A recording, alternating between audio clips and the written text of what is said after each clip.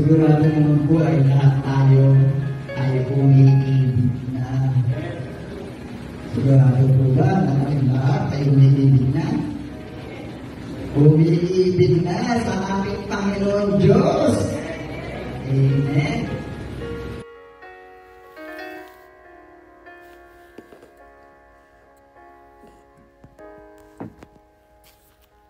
Good morning, good day, Church Day, Lord Day.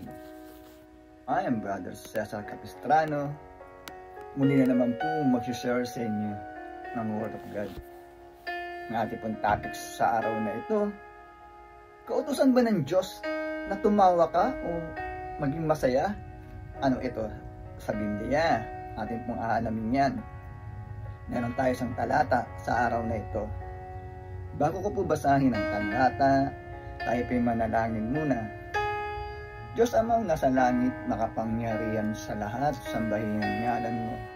Diyos Ama, maraming salamat po sa gabay, biyaya na pinagkakalab mo sa amin, sa bawat isa sa amin.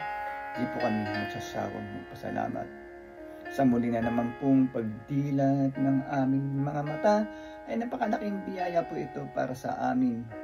Muli na naman po namin magagampanan ang aming tungkulin para sa aming sarili, pamilya, trabaho, at kaawaan niyo po kami, Diyos Ama, kung kami po ay nagkukulang sa inyo.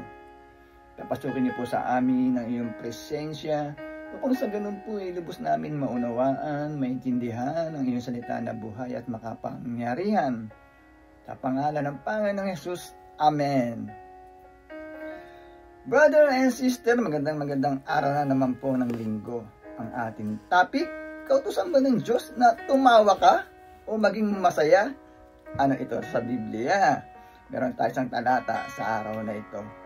Akin na pong babasahin ng talata ay nasa Filipos chapter 4 verse 4 to 9. Verse 4. Magalak kayong lagi sa Panginoon.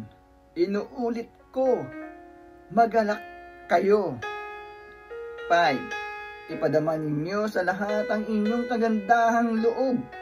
Malapit nang dumating ang Panginoon. 6. Huwag kayong mabalisa tungkol sa anumang bagay. Sa halip ay hingin ninyo sa Diyos ang lahat ng inyong kailangan sa pamamagitan ng panalangin may pasasalamat. 7. At ang di manirip na kapayapaan ng Diyos ang mag-iingat sa inyong puso at pag-iisip sa pamamagitan ni Kristo Jesus. 8. Sa wakas, mga kapatid, dapat maging laman ng inyong isip ang mga bagay na karapat-dapat at kapuri-puri, mga bagay na totoo, marangal, matuwid, malinis, kaibig-ibig at kagalang-galang. 9. Isagawa ninyo ang lahat ng inyong natutuhan, tinanggap, narinig at nakita sa akin. Kung magkagayon siya sa inyo ang Diyos na nagbibigay ng kapayapaan. Amen, brother and sister. Napakaganda po ng ating nabasa mula sa Biblia. Pinagtitibay po sa ating nabasa mula sa Biblia at tayo naging magalak, naging masaya. Yan po ang kautusan ng ating Panginoon Jesucristo. Naging masaya po tayo sa ating paglilingkod sa ating Diyos Amang nasa langit. Ibabahagi ng mga aral na ibigay na ituro sa atin ng ating Panginoong Jesucristo. Naging magalak po tayo sapagkat nagtitibay sa nabasa natin sa talata na malapit na pong dumating ang ating Panginoon Jesucristo. Yan po ang ating nabasa mula sa Biblia.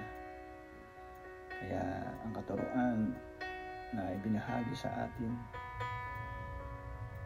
ibahagi po natin yung mga kagandahan loob, kabutihan para sa ating kapwa. Kung sa ganang loob po, hindi kalugod tayo sa ating Diyos na nasa langit. Pinagtitibay po sa nabasa natin sa talata na tayo po ay manalangin, humiling manalangin na mayroong pasasalamat. Yan po ang ating nabasa mula sa Biblia. Kung sa ganun daw po, ipagkaloob sa atin ng ating Diyos amang nasa langit, ang ating mga kahilingan, brother and sister. Baganda po ng ating nabasa mula sa Biblia. Maging magalak po tayo, maging masaya sa paglilingkod, maging masaya sa pakikinig ng mga salita ng Diyos, maging masaya sa pagpupunta sa ating mga church. At ayan po ang aral na ibinigay sa atin ng ating Panginoon sa Kristo. Tayo po'y laging magalak. Inuulit ko, laging magalak. Ayan po ang nabasa natin mula sa Biblia. Brother and sister, napakaganda po ng ating nabasa mula sa Biblia. Lagi po tayong mag-iingat, laging handa, lagi tayong makipag-usap sa ating Diyos amang nasa langit, magdasal, sapagkat parang magnanakaw, biglaan. Sa nabasa natin sa Biblia, malapit na po ang pagdating ng ating Panginoon sa Kristo. Dapat po tayo maging handa, magalak sa muling pagbabalik ng ating Panginoon sa Kristo, brother and sister. Paganda po ang ating nabasa mula sa Biblia. Kaya po sana mo po tayo manawa magkinig every Sunday na aking pong binabahagi na salita ng Diyos na buhay at makapangyarihan upang sa ganun po ay magkaroon tayo ng kaalaman, gabay at kontrol dito sa sanlibutan. Magtatapos na po yung ating topic, tayo po yung manalangin muli. Diyos amang nasa langit, makapangyarihan sa lahat, sambahin ang ngalan mo. Diyos Ama, maraming salamat po na pagpakinig na naman po kami ng iyong salita na buhay at makapangyarihan na nagbibigay lakas po sa aming katawan at spiritual. Maraming pong salamat. Sa pangalan ng Panginoon Jesus, Amen. Brother and sister, lagi po tayong mag-iingat at magdadasal. God bless to all.